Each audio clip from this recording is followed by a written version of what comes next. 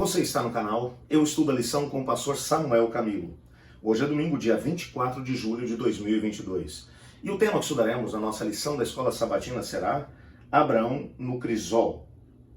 O texto base, Gênesis 22, versos 1 e 2, que diz assim: Depois dessas coisas, pôs Deus Abraão à prova e lhe disse: Abraão, esse lhe respondeu: Eis-me aqui. Acrescentou Deus: Toma teu filho, teu único filho Isaque, a quem amas, e vai-te à terra de Moriá, oferece-o ali em holocausto sobre um dos montes que eu te mostrarei. Sem sombra de dúvida, é difícil encontrar alguém que tenha passado por uma prova tão intensa quanto Abraão. Só para você poder se lembrar que Isaque era o filho da promessa. Abraão havia esperado nada mais nada menos do que por 99 anos, até que Isaque pudesse nascer. Era o filho da velhice. Abraão, nessa altura, já tinha por volta de 120 anos e já estava esperando que, talvez, mais algum tempo, ele já teria a oportunidade de poder descansar dos labores dessa vida. Todos os planos, sonhos, propósitos, inclusive as profecias que Deus havia feito a respeito do povo que surgiria a partir de Abraão e que viria também através de Isaque, porque Deus já tinha mencionado isso para ele, dependiam desse filho. E agora o Senhor Deus simplesmente aparece para ele e diz: Pega teu filho, teu único filho Isaque, e vai até o lugar que eu vou te mostrar e sacrifique-o ali. Abraão passou por 3 dias caminhando até chegar ao Monte Moriá. Monte Moriá, um dos lugares aonde posteriormente o próprio templo seria construído, aonde posteriormente estaria também a fortaleza de Jerusalém, acabaria tomando 3 montes que estavam ali nas imediações, e um deles o Monte Moriá. O fato é que Abraão, durante aqueles 3 dias, ele questiona Deus e recebe da parte de Deus apenas o puro e frio silêncio. Se ele parasse para poder, inclusive, pensar nas revelações que o Senhor Deus já tinha dado para ele. Deus tinha dito que odiava as práticas dos cananeus que praticavam sacrifícios humanos. Ele havia proibido explicitamente qualquer tipo de situação como essa de ter lugar. Como agora poder entender que o Senhor Deus pedia dele uma situação como essa? Parecia ser simplesmente impossível. Não fazia sentido.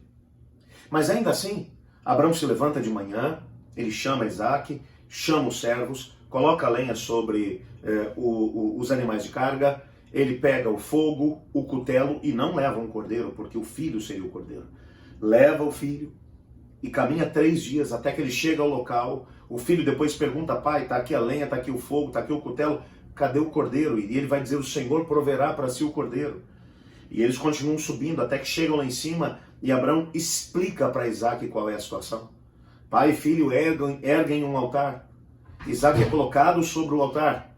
E logo depois que ele é colocado sobre esse altar, o que vai ter lugar no meio desse processo todo, Abraão vai levantar o cutelo e ele vai desferir o golpe que tiraria a vida do próprio filho.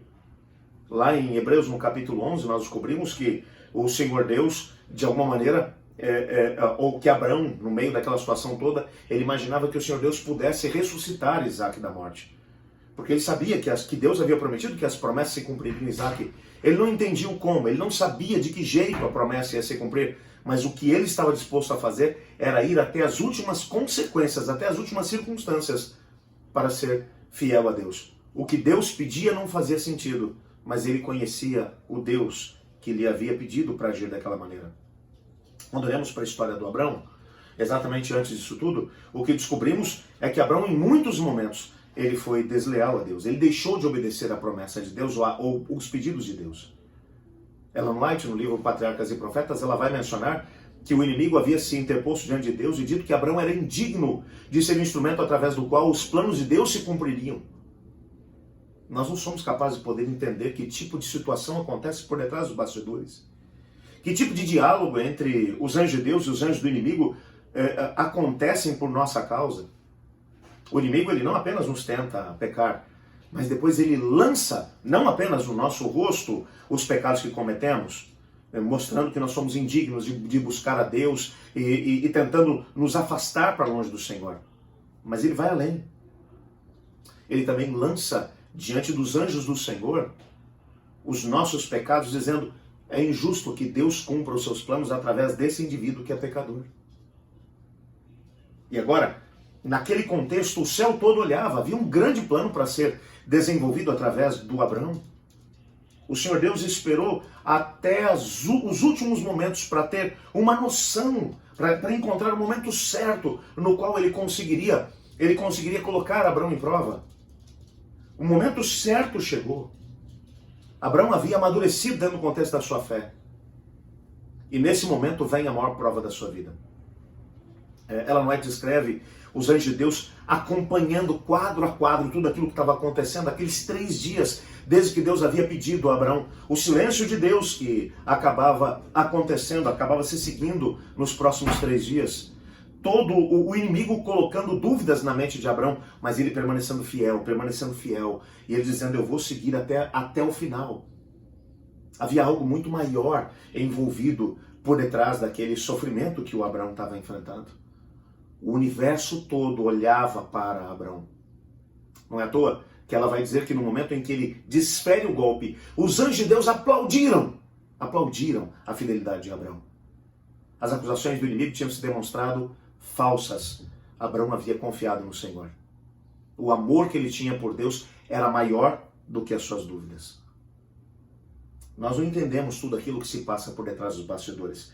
Mas há um texto que vai aparecer aqui no final da nossa lição de hoje, que diz assim: é possível que Jesus estivesse pensando sobre a experiência de Abrão, quando disse aos judeus: Abrão, o pai de vocês, alegrou-se por ver o meu dia.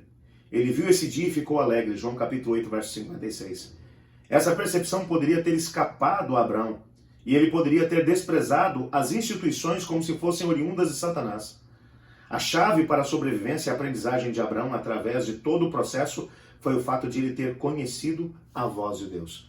Ele sabia que a ordem era de Deus, então mesmo que ela não fizesse sentido, por causa do conhecimento que ele tinha de Deus, ele resolveu que permaneceria firme diante do Senhor. E ele permaneceu firme diante de Deus. Sabe? E como ele permaneceu firme no final do processo, o Senhor Deus deu a ele a conhecer o que aconteceria como filho de Deus. E Jesus dá a entender aqui no texto, e Ellen White também vai nos ajudar a entender isso, que Abrão naquele dia, ele entendeu um pouco mais do que significaria para Deus salvar a humanidade. Ele percebeu que Deus teria que ir até as últimas consequências e morrer para que nós pudéssemos ser salvos. Por isso Jesus vai dizer: Abraão, o pai de vocês, alegrou-se em ver o meu dia. Ele viu esse dia e ficou alegre. De que dia? O dia em que Cristo Jesus estaria morrendo pelos nossos pecados e dando esperança para toda a humanidade. Toda vez que a gente avança pela fé, nós temos uma visão maior a respeito de quem é Deus e do que Ele está disposto a fazer por nós. Esse tipo de visão não possui aquele que não avança pela fé. Aquele que não confia na vontade de Deus, que não confia na palavra de Deus, não constrói esse tipo de experiência. Esse tipo de experiência não é para pessoas que precisam de evidências para poder seguir. Existem momentos que Deus dá evidências. Existem momentos em que simplesmente a palavra dele vai dizer: é assim, ponto. Mesmo que não queiramos, mesmo que tenhamos dificuldade de poder seguir, Deus diz: é assim. Vai ou não vai? Eu gostaria de pedir a Deus para que me ajudasse a entender, mesmo que não entenda o porquê, as circunstâncias pelas quais às vezes os problemas, as dificuldades vêm sobre a minha vida, mas que eu possa entender a voz de Deus, reconhecer a voz de Deus e obedecer a ela, custe o que custar. Você não gostaria de fazer a mesma prece? Então una-se a mim agora. Obrigado, Pai, porque em Tua palavra descobrimos que o Senhor nos ama. E todas as vezes que o Senhor nos chama para passarmos por uma experiência de prova, o grande propósito do seu coração é fazer com que compreendamos ainda mais quem é o Senhor e quais são os seus planos para a nossa vida. Não permita que nenhum de nós, Pai, se perca no meio do caminho, pois em nome de Jesus que oramos. Amém. Eu estudo a lição e você?